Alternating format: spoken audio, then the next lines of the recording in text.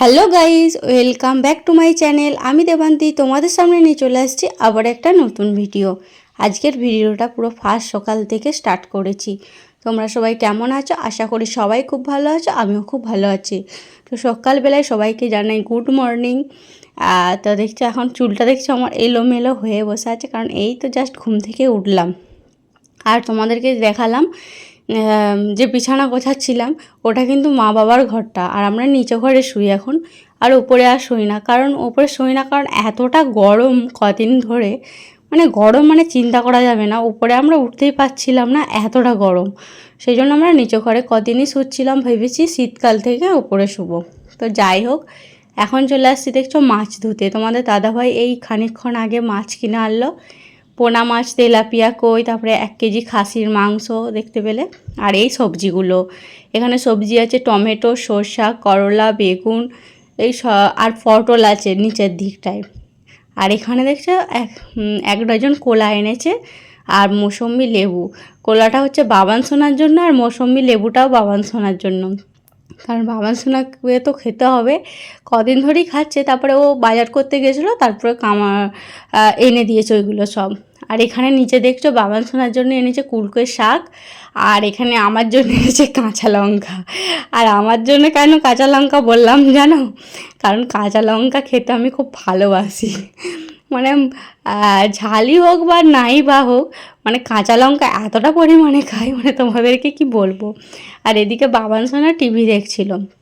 আর tilapia কইটা এনেছে বাবান সোনাকে কুলকে শাক দিয়ে তেলাপিয়া কইয়ের মানে মাছের ঝোল বানিয়ে দেবো। কারণ এখন তো ধরো দেশি তেলাপিয়া, দেশি মানে যেগুলো দেখবে পুকুরে হয়, উঠে বা জল হলে ওঠে, ওই মানে তেলাপিয়া নয়, ওই কইগুলো তো পাওয়াই যায় না। তো খুব একবার দুবার হয়তো মিলে যায়। যাই হোক, তেলাপিয়া কই খাক, ওইটাও তো একটা কই মাছ, জ্যান্ত মাছ। এখন চলে আসছি আনাজ কাটতে। দেখছো ঝপঝপ করে এখন আনাজগুলো কেটে নিচ্ছি। আর এদিকে আমি একটু করলাটাও কেটে নিচ্ছিলাম। আর আজকে রান্না হবে আলু ভাজা, বেগুন ভাজা, করলা ভাজা, পটল ভাজা, আর যাই হোক আর বোধহয় শাক ভাজা। আজকে এত কিছু কেন রান্না, সেটা আমি পরে তোমাদেরকে জানাচ্ছি। আর এদিকে দেখছো ঝাল বাটতে শুরু করে দিয়েছি। ঝাল বাটতে বলতে এখানে আমি জিরে আর একটু আদা বাটছি। এখানে মানে জিরে আদাটা বেটে নিলে, আমি একটু বেশি করে বেটে নিই সব দিকে, কারণ সব সময় না শিল বের করতে একদম ভালো লাগে না। আর মিক্সিতে একদম আমার ঝাল বাটা আমার একদম পছন্দ হয় না। কারণ হচ্ছে মিক্সিতে আমার সত্যি আমার এমনিতে ভালো লাগে না। আমার হাতেতেই আমি শিলেতে ঝাল বাটতে, বা দেখবে গোটা শুকনো লঙ্কা বেটে যখন তরকারিতে দেবে, তার আলাদাই স্বাদ হবে। আর এদিকে দেখছি আমি কী রান্না করেছি: আলু ভাজা, বেগুন ভাজা, করলা ভাজা, পটল ভাজা, আর একটা বাকি আছে, এটা হচ্ছে শাক ভাজা। শাক ভাজাটার জন্য ওই যে জায়গা করে রেখেছি ওদিকে আমি। আর এদিকে আমার দেখছো শাকের জলটা একটু বেরিয়ে গেছে, আর একটু ভাজতে হবে। আর একটু ভাজা হলেই, মানে শাকের জলটা একেবারে মরে যেতে হবে। বলো কেন বলছি। আর এদিকে তোমাদের দাদাভাই মাছ এনেছে তো তোমাদেরকে দেখতে পেলে। আর আজকে ওই কটা কেন মাছ, কারণ আজকে তেলাপিয়া কই মাছের ঝাল হবে, আর মাছের ঝোল হবে। আর কারণ হচ্ছে ওই কটা মাছ, কারণ মায়ের আজকে তো শনিবার, সেই জন্য আমি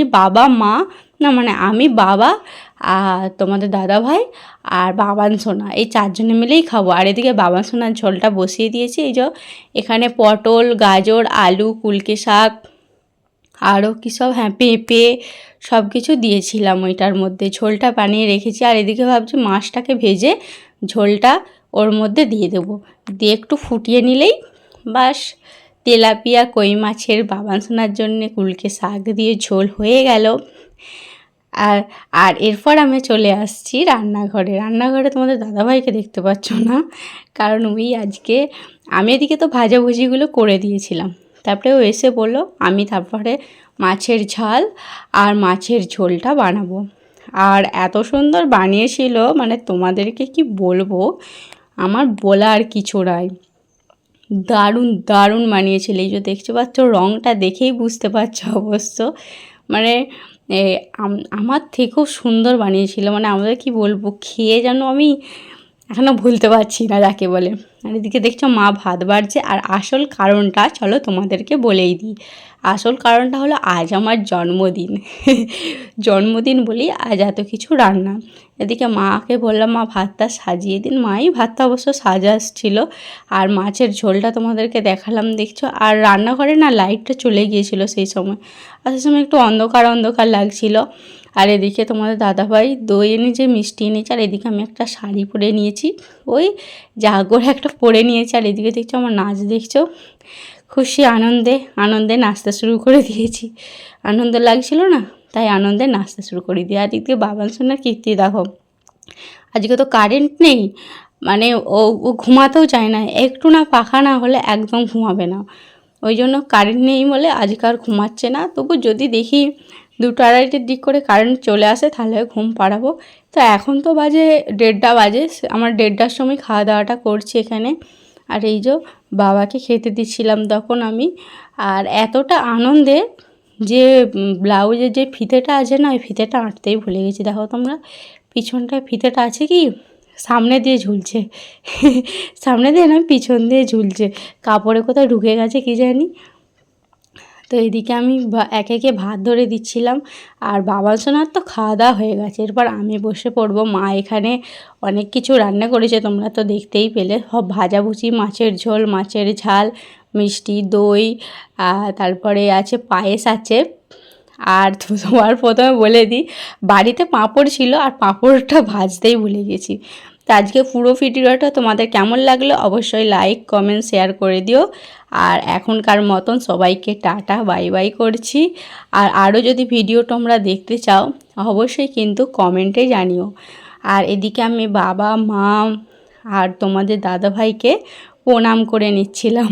আর তোমাদের দাদাভাইকে যখন প্রণাম করে নিচ্ছিলাম, তোমাদের দাদাভাইও হাসছে, আমিও হাসছি। সেই সময় তোমাদেরকে ভিডিও করে দেখালো। না এমনিতে প্রণাম করতে দেয় না, কিন্তু হঠাৎ করে আজকে কেন প্রণাম করতে দিল সেটা ঠিক তো জানি না। তো যাই হোক, সে ভালোই করেছে, করতে দিয়েছে, প্রণাম করতে দিয়েছে। আর একটু বাটিগুলো সামনে দিয়ে সাজিয়ে নিয়েছিলাম, কারণ একটু ফটোশ্যুট হবে আমাদের, একটু ফটো তুলবো।